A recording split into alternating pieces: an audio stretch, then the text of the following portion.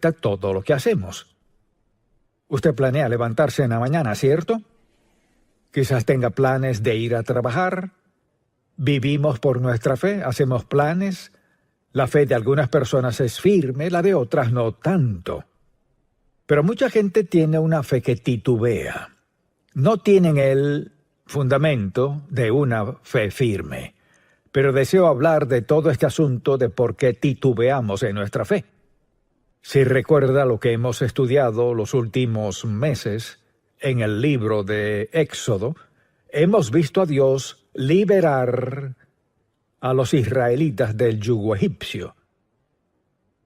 Dios los sacó milagrosamente, les dio los bienes de los egipcios, los sacó por el desierto, los llevó al Mar Rojo, lo abrió las aguas a ambos lados y pasaron sin caerle ni una gota de agua a ninguno de ellos, y cruzaron por el desierto hasta la frontera de la tierra prometida y dijeron, mejor volvamos a Egipto.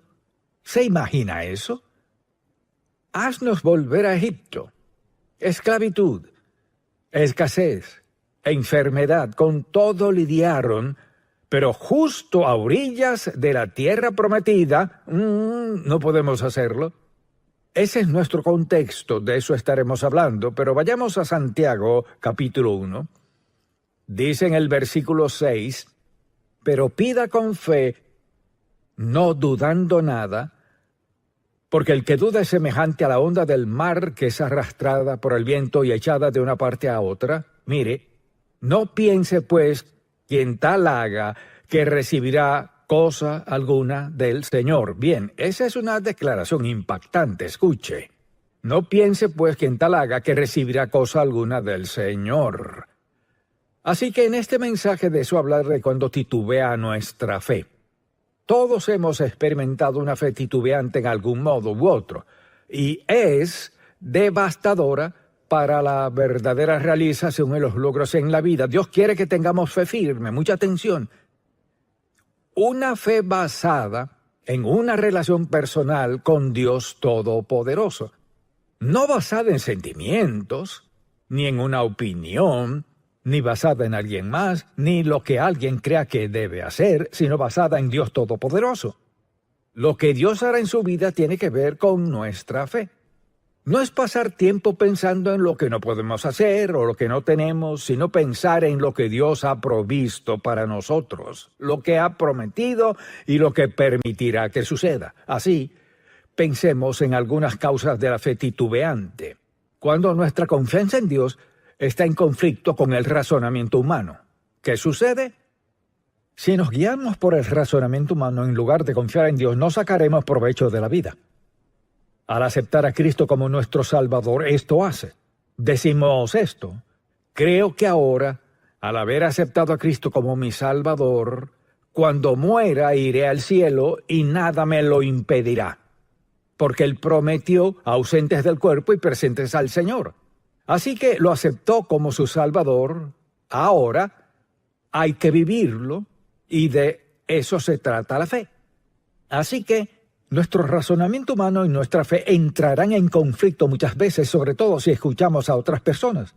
Porque la mayoría de la gente tiene una opinión de uno, si se lo preguntamos.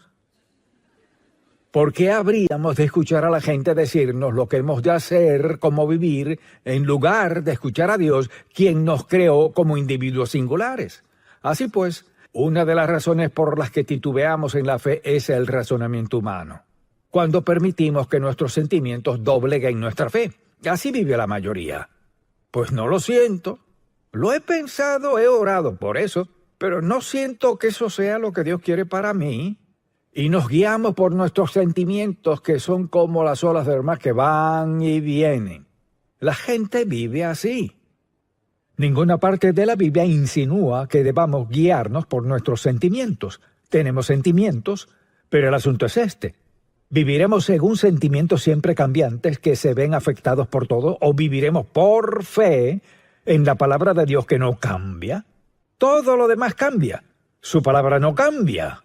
No podemos guiarnos por sentimientos, o vivimos por sentimientos o por fe. No hay ni una palabra en la Sagrada Escritura que diga que nuestros sentimientos son correctos. Nos regimos por nuestra confianza en Dios. Será para nosotros lo que prometió ser.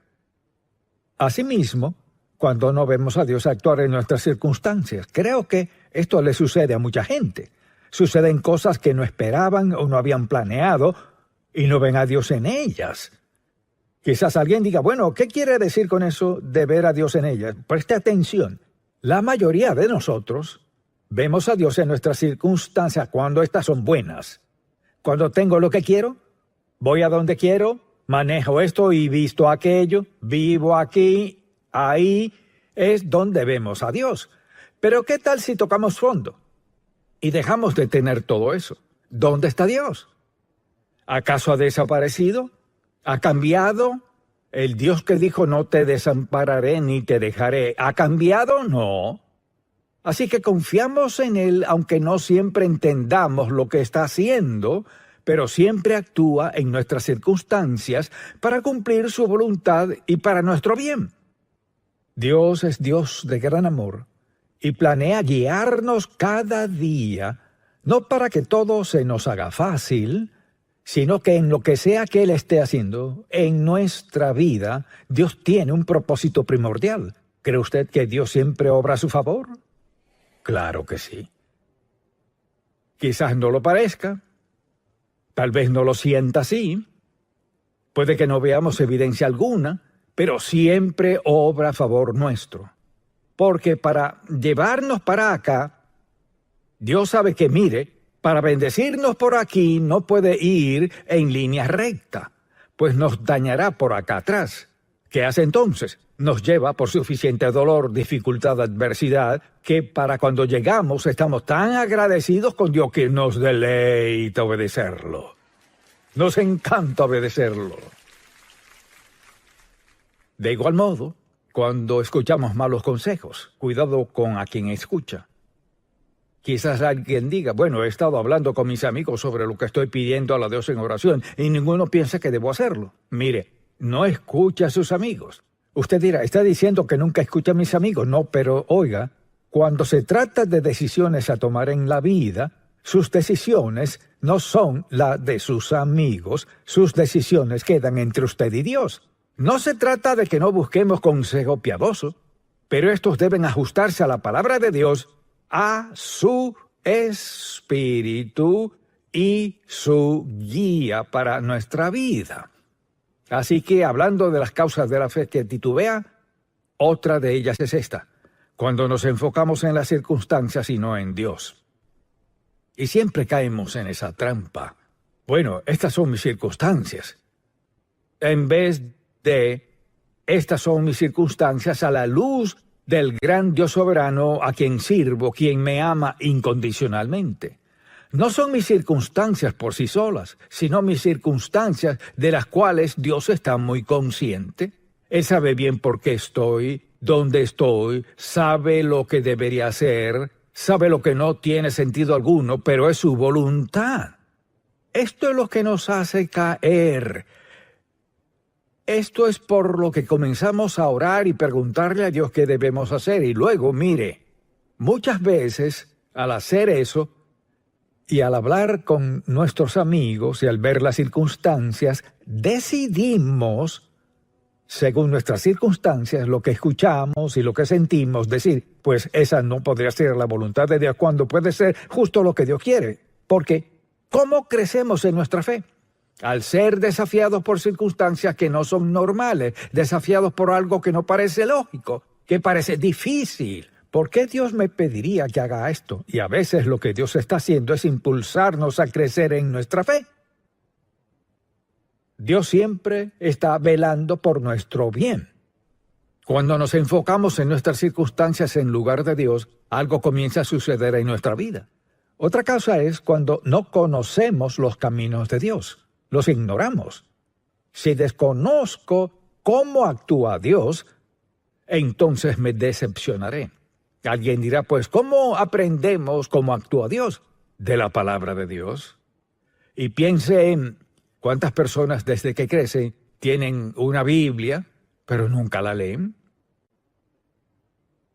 O si la leen, suelen leer sus pasajes favoritos. Pero Dios quiere que crezcamos. ¿Y cómo crecemos? Crecemos mediante nuestra fe, al confiar en Dios, al creer en Él. E incluso en los momentos de llanto y pruebas más difíciles, debemos creer que Dios está haciendo algo bueno. Pues mire, Dios es bueno y nos ama. Y aún en tiempos difíciles, cuando nos disciplina, sigue amándonos. Él sabe lo que necesitamos. Ahora creemos que sabemos lo que necesitamos. Necesitamos una casa grande, un auto grande, ropa costosa, toda clase de joyas. Podemos mencionar de todo. ¿Sabe qué? Dios no promete eso. Promete algo mucho mejor. Una relación personal y estrecha con Él. Ese es el don más maravilloso que Dios podría dar y es lo que da. Y luego pienso en los sentimientos de culpa por pecados pasados. Atormentan a la gente. Muchas personas que han sido salvas lo saben, sin embargo nunca crecen y es por esta razón. Creen que Dios las salvó, pero no creen del todo que Dios les haya perdonado pecados en su pasado de los que quizás se avergüencen o quizás ciertas cosas que tanto lamentan que les hayan pasado. De algún modo no pueden creer que en verdad Dios las haya perdonado. He conocido a mucha gente así en la vida. Pues sé que soy salvo, sé que acepté a Cristo como mi Salvador, pero pasó esto en mi vida y no creo posible que Dios pueda perdonármelo. ¿Qué es lo que Dios no puede perdonarle? Pues así es Él, un Dios que perdona. Mire, algo que Dios no hace es volver y decir, no. Cuando Dios perdona, en su mente divina olvida. Mire, Dios no nos recrimina lo que ya nos ha perdonado. Ahora, lo que nos llevó a pecar tiene fruto. Y a veces son circunstancias muy difíciles. Así que cosechar lo que sembramos, más de lo que sembramos, y después de sembrarlo, no quiere decir que Dios esté en contra nuestra. Pero la naturaleza de ciertas cosas, cosechamos más de lo que sembramos y después de sembrar, y no dice, pero Dios no nos perdona. No. Mire, aun cuando hemos cometido errores, cuando hemos pecado contra Dios, Él nos ha perdonado. Fíjese, aun al sufrir las consecuencias de grandes errores, Dios Santo está con nosotros para ayudarnos, facultarnos, recordarnos que los frutos y las consecuencias de lo que hicimos siguen allí y lo sentimos, pero Él nos ha perdonado. Nos perdona pese a todo. Aquí es donde muchos cristianos llegan a cierto punto en su compromiso con el Señor y dicen, pero hace mucho tiempo pasó esto en mi vida, no sé cómo Dios podría perdonarme. Yo se lo diré. Le diré cómo Dios puede perdonarle lo que sea. No dije que no habría consecuencias, pero le diré cómo Dios perdonará cualquier cosa. Ve a la cruz. Cuando Dios envió a Cristo a morir y derramar su sangre en la cruz, eso fue por nuestros pecados. ¿Cómo nos perdonará? Al pedirle que nos perdone. No porque seamos perfectos, sino en virtud del hecho de que Cristo murió por nosotros. Y si le rendimos nuestra vida y confesamos nuestra fe en Él, Él perdona nuestros pecados. Y pienso en cuántas personas se pierden lo mejor de la vida porque no pueden creer que de algún modo Dios pueda perdonarles esto, aquello y lo otro. Bien, culpa de pecados pasados. Y desde luego, cuando escuchamos las mentiras de Satanás. Satanás sigue hablando. He conocido personas maravillosas que nunca serán felices en su vida porque no pueden cerrar sus ojos a las acusaciones del diablo. Mire, no hay ni un solo pecado en su vida hoy que Dios no le perdone.